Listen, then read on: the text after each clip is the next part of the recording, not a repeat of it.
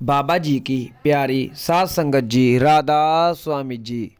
आज हम आपको साखी सुनाएंगे, एक राजा और उसका अमर फल।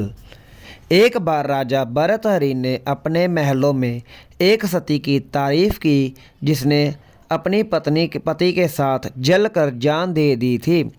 क्योंकि उन दिनों के भारत में कुछ भागों में सती प्रथा जारी थी। उसकी पत्नी बोली कि उस स्त्री ने अपने आप को चिता तक जाने की फुर्सत ही क्यों दी, क्यों ना पहले ही मर गई। राजा भर्तहरि ने सोचा कि इसने बड़े उच्च वचन कहे हैं। दिल में विचार आया कि आजमाइश तो करे। एक दिन वह शिकार को गया। एक हिरन का शिकार करके अपने कपड़े उसके खून से लथपथ करके घर भेज दिए और कहला भेजा कि राजा शेर के शिकार को गया था, लेकिन शेर ने उसको मार डाला। जब उसकी स्त्री ने यह बात सुनी तो गश खाकर गिर पड़ी और एकदम प्राण त्याग दिए। राजा भर्तहरि को बहुत अफसोस हुआ कि इतनी नेक पत्नी हाथ से गंवा दी, लेकिन जल्दी ही उसने दूसरी शादी कर ली। कुछ समय बाद एक साधु राजा के पास आया और उसे एक फल दिया जिसमें यह खूबी थी कि बूढ़ा खाए तो सदा के लिए जवान हो जाए। भर्तहरि ने सोचा कि मैंने फल खाया तो क्या फ़ायदा, रानी को देता हूँ।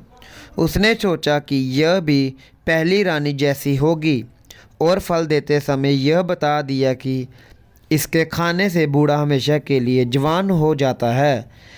बदकिस्मती से उसकी दूसरी रानी पहली रानी से बिल्कुल उलट थी। रानी का दिल कोतवाल पर था। उसने वह फल कोतवाल को दे दिया। कोतवाल उस रानी से प्रेम नहीं करता था।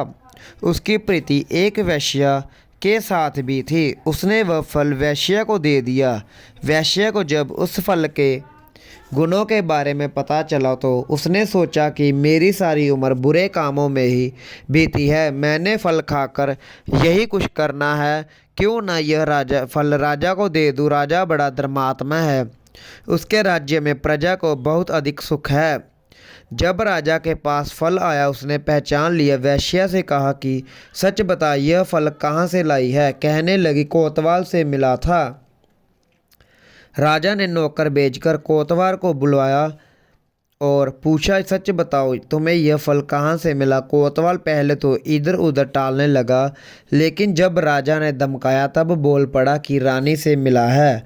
फिर रानी को बुलाया। उस वक्त राजा भर्तहरि ने पहले अपने आप को कोसा कि धिक्कार है मुझको, जो मैंने एक पवित्रता स्त्री को बेकार आजमाइश की और फिर ऐसी औरत के जाल में फंसा।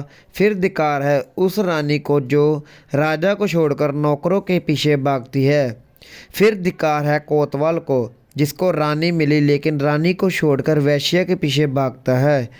यही सब सोचते हुए राजा भर्तहरि ने राजपाट त्याग दिया और अपनी शेष आयु प्रभु भक्ति में बिताई और उन्होंने अपना गुरु डाला और पूरे गुरु की शरण में जाकर अपना जीवन सफल किया। अगर आपको हमारी यह साखी अच्छी लगी है तो हमारे YouTube चैनल को सब्सक्राइब कीजिए और लाइक शेयर कीजिए और नीचे कमेंट करके बताइए आप हमारी